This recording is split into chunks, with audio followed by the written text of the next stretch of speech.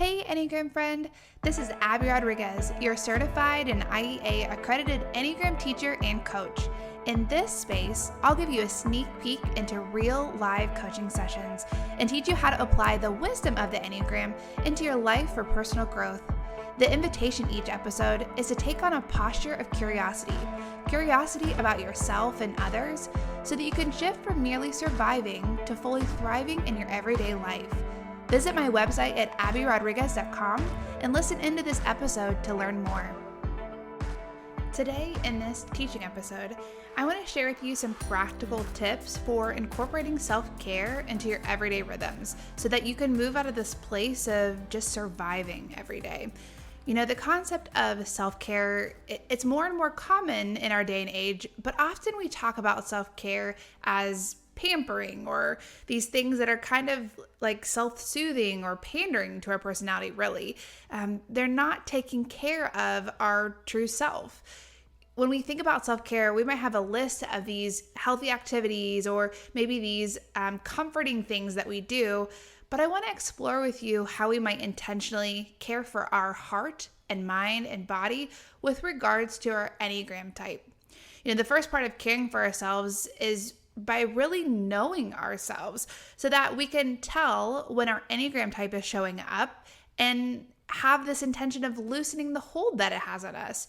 You know, we have these bad habits of our personality that cost us so much energy, and they can cause a lot of hurt or confusion or these breakdowns in our relationship that then cost a lot of time and energy and emotion to restore. So for true transformation to happen, it can't just be listening to and gathering information.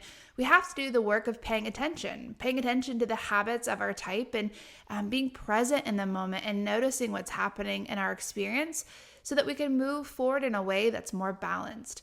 You know, that balance might be noticing in that moment of stress that we're actually just feeling sad and we need some permission to grieve what's been lost in this season. That balance might be offering ourselves some compassion, you know, for everything that we are going through or the things that are happening in our world. That balance might be intentionally tapping into one of our centers of intelligence, so head, heart, body, that we're really neglecting in this season, or our type naturally neglects.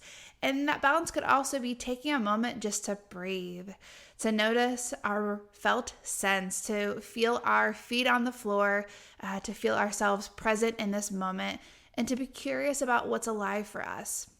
So self-care has to start with knowing ourselves so that you understand your typical version of overextending yourself or self-sabotaging.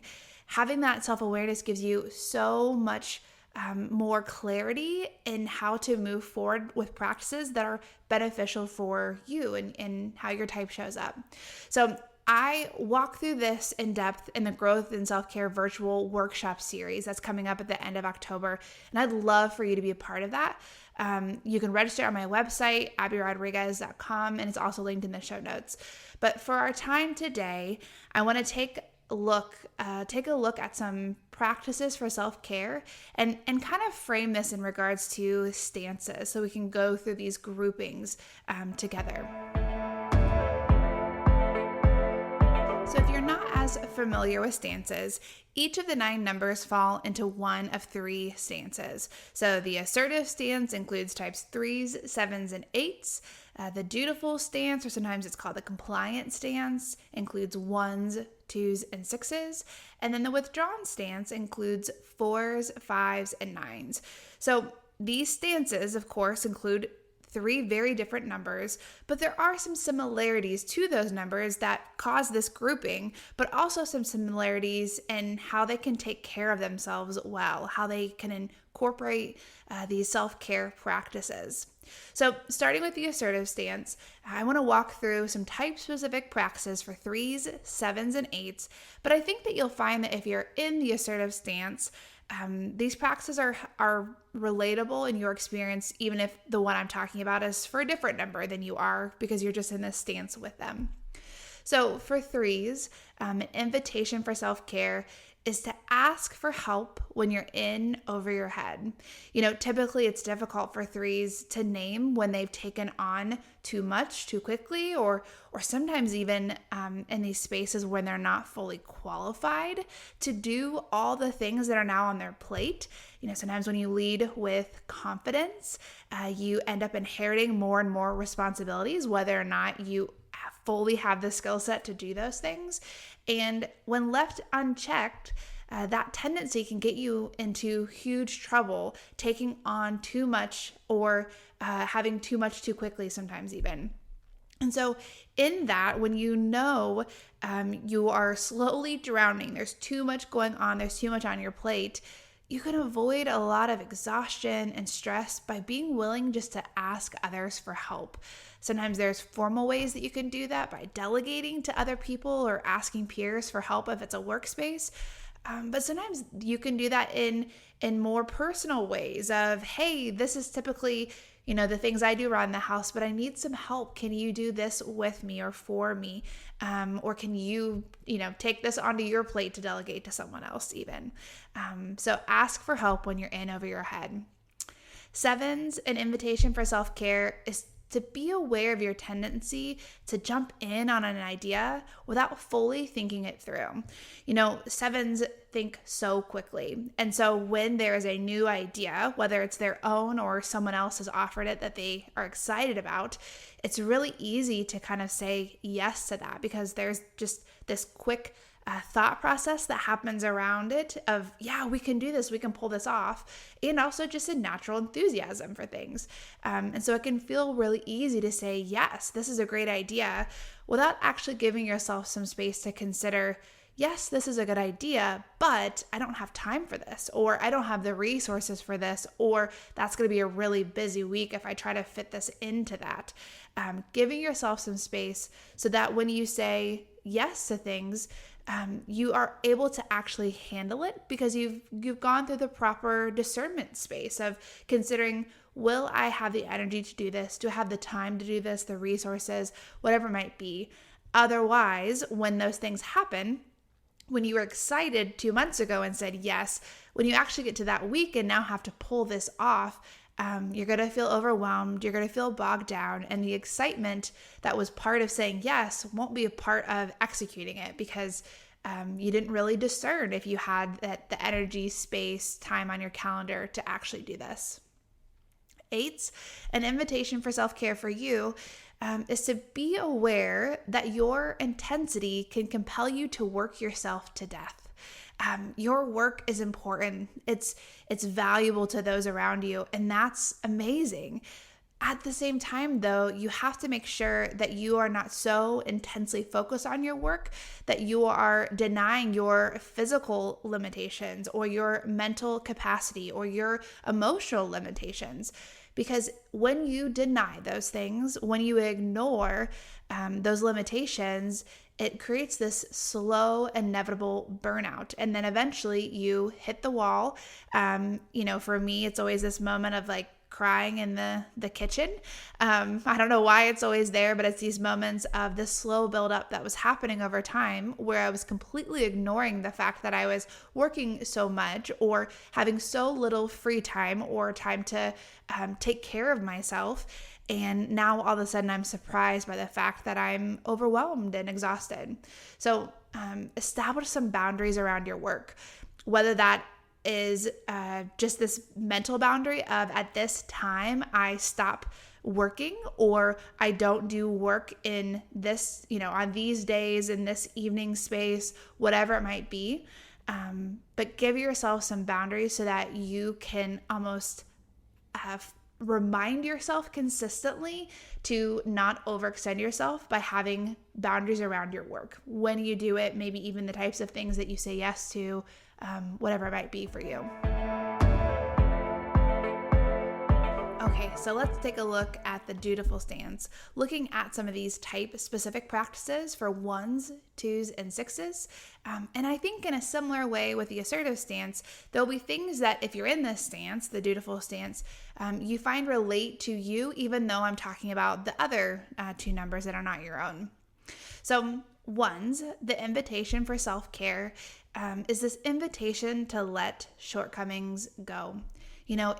It's a natural tendency to feel stressed out or irritated by others' mistakes or lack of responsibility, but your frustration with them will not change the situation. It only results in this built-up irritation that impedes your own enjoyment or your own happiness or ability to rest in or feel good about the work that's being accomplished. And also let your own shortcomings go. That harsh criticism that you have of yourself with the inner critic, it's not actually helping you improve. It's likely just creating self-doubt and making you feel tense and nervous or insecure about what's happening. Talk back to that inner critic. Don't let it drive you. Talk more about that in episode 2 in navigating the inner critic. So check that out if that's you, if you fall into this type 1 space. Type 2s, the invitation for you is to take care of your needs too.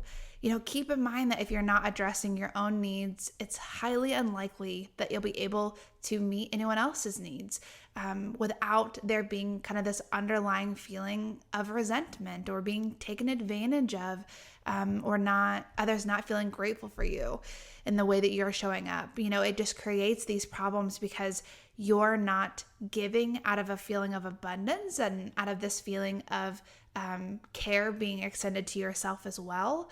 You're overextending and overgiving past what you have the capacity to do. And it results in this feeling of resentment, taking away the joy of actually giving. If you haven't gotten adequate rest or had the space to tend to what you need to tend to in your life, you're not going to be able to respond to others in a balanced way. And it's not selfish to take care of your own needs first. It's the whole put on your own oxygen mask first before you put it on someone else. So if you need some support, kind of discerning what your needs even are, start by paying attention to these reactive moments that you have. So moments when you feel really angry or your feelings get really hurt. Those can be really important clues that you have a repressed need in there. And so your emotion is kind of this symptom of this need but not being met. And that can be something that you can explore and be curious about on your own, but sometimes it also really helps to have a holding environment, whether that's with a good community or even a practitioner that's helping you in a one-on-one coaching space. Okay, and then 6 is in this group too. 6 is the invitation for self-care for you is to be present with your anxiety. The natural tendency when you feel anxious or nervous or concerned is to kind of avoid that feeling or distract yourself from that feeling by trying to fix it or manage it. So sometimes that is in creating contingency plans of how you can solve this threat that is looming. Sometimes that is in kind of worrying down these rabbit trails of if this happens, then I'll do this, or if they say that, then I'll say this. But all of that is trying to manage or fix and solve the anxiety rather than just acknowledging the fact that you feel anxious and that's a normal human emotion to have. So allow yourself to notice it, to allow it to be, to feel the sensation of it, and to be curious about it and consider why it's showing up for you, what you might need, including maybe just some compassion towards your experience and what's going on for you. Consistent mindfulness rhythms are really helpful for all the types, but especially in this way, that can be a really helpful tool and practice for type 6s to be able to breathe and to sit with the anxiety and the concern rather than trying to fix and resolve and escape from it. Last but not least, let's take a look at the withdrawn stance, looking at some type-specific practices for 4s, 5s, and 9s. So similar to the other stances, I think that if you're in the withdrawn stance, you'll be able to relate to the need for all of these 3 practices to some extent. So the invitation for type 4s with regards to self-care is to not wait for an invitation to participate or to start something. Often fours can get into this mental space where they just feel inferior, or as though they don't have things sufficiently put together enough to belong or to join in. But the reality is, life is passing you by moment by moment. And when you're waiting for the right time or waiting to be better prepared, life is slowly passing you by. So even if you don't feel fully ready, the invitation is to be brave enough to take just some small steps, some small practical steps towards joining into or becoming a part of something anyways. When it comes to communities or groups, if that's kind of the thing that you are identifying that you're hesitant to join into, fours can have this tendency to kind of view themselves as separate from, and that perception is what really keeps them from fully participating. And so don't wait for the invitation to participate. Take these small steps to join in and be a part of it. Type 5s, the invitation for you with regards to self-care is to really be careful of following distractions down the rabbit hole. You can be intrigued and follow numerous fascinating subjects and ideas or even things that are leisure like games or worlds kind of down the rabbit hole, but they can be a huge waste of time or a huge distraction from what you really need to be doing, the things in your life that matter to you, or these relationships that are of great value to you, the doing that you need to do to participate in those well. And so even if it's a subject that you need to have some knowledge in, maybe it's something practical for your home space or something with regards to work, consider instead if it's a better use of time for you to just make a decisive action rather than spending so much time collecting the information before you begin. Sometimes looking back on past experiences can be helpful in illuminating that of would it have been better for me to have just bought the car rather than spending 2 years researching the car when we actually needed it 2 years ago, right? So looking back on some of these decisions, and if that feels really hard or impossible to kind of make a decision without all the information, sometimes also trusting the intuition and the natural giftings of others and making that decision, whether that's in a work environment or, your spouse, your partner, making those decisions with them together and allowing some of their decisive energy to kind of carry you through in that. 9s, the invitation for self-care is to pay attention to what's going on around you. For all 3 types in this withdrawn stance, there's just this strong inner world. And for 9s, your natural tendency will be often to kind of zone out or withdraw into the internal calmness and internal comfort and peace in your inner world. But in those moments when you do that, you're zoning out from conversations or from work or from community. And so be intentional about focusing your attention on what's in front of you. The conversation that your spouse is having with you about their day, or watching your kiddos play and be curious and explore, or listening to your coworkers' concerns about what was happening and how they're trying to navigate that. Being present about what's happening in front of you in real time. Sometimes just practicing recalling what the other has said or what they're communicating, they're feeling, that can be really helpful in drawing you back into the present moment.